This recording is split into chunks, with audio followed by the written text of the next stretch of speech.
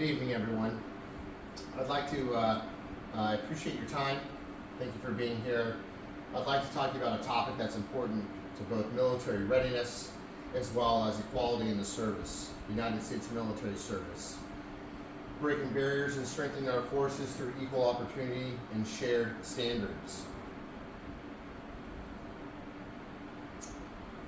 Picture this: a female Marine is carrying a wounded teammate to safety. During combat patrol, she is trained just as hard, past the same physical fitness as us men in saving lives. Stories like this aren't fiction, they are reality. This really happens in the United States warfare, international, as well as women are tested here in the continental United States as well. And yet, the debate about whether women belong in combat is still ongoing. Women have equal training, identical standards, and proven performance in the field, in the classroom, intellectually, physically, at the highest level of the United States military service. The proposition. I am here to talk to you this evening about how women in the United States military in the combat area, in the combat zone, will not weaken or make the United States military insufficient and not ready for combat. The thesis is that women in combat roles strengthen military readiness. That is true.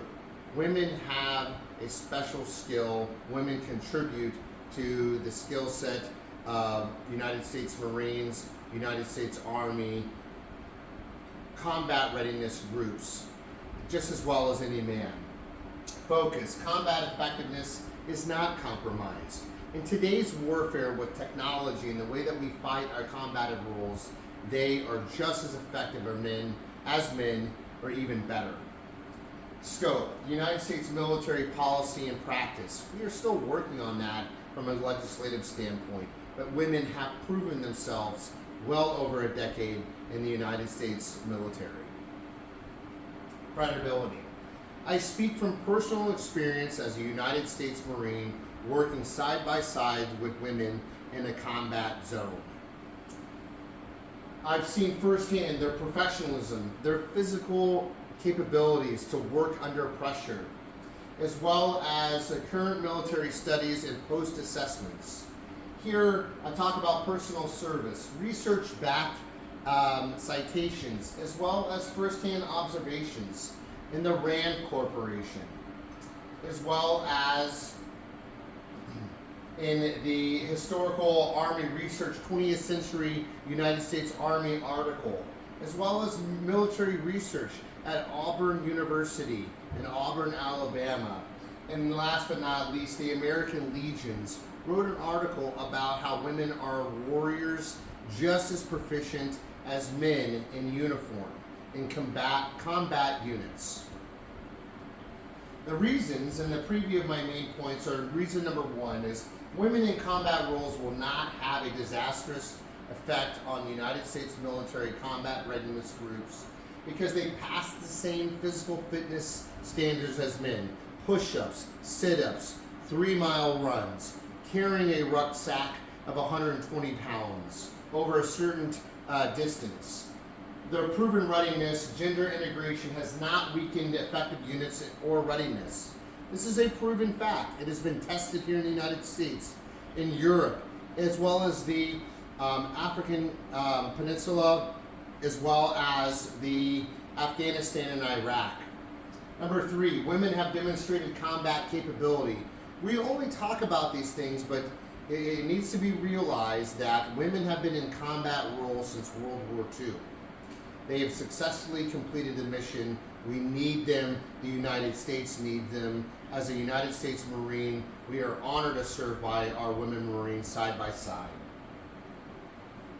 Equal standards, proven readiness, and combat performance. Those are my three main points to justify that women in a combat role will not cause a disastrous effect, weaken our ability to fight the enemy in country, in air, land, or sea. Please. So, As I stand here today, ladies and gentlemen, I wanted to reassure you that women in a combat area, either that be United States Naval Amphibious Unit, a United States Marine Corps ground unit, a United States Marine Corps Air Combat Assault Unit, these women are ready. It has been proven time and time again, intellectually, physically, ready to lead Marines, ready to lead soldiers into combat. It's already happened, ladies and gentlemen. We are successful in combat at the hands and mental abilities of women. Sometimes these women are not even U.S. citizens, and we're very proud to serve next to them. These U.S. women and non-U.S. citizen women lead us into the fight, they guide us through the fight, and then they lead us to victory. Ladies and gentlemen, it's important that you understand that even through our United States military academies, West Point, the Naval Academy, the Air Force Academy, as well as the Coast Guard Academy, these women are proving themselves amongst men day in and day out.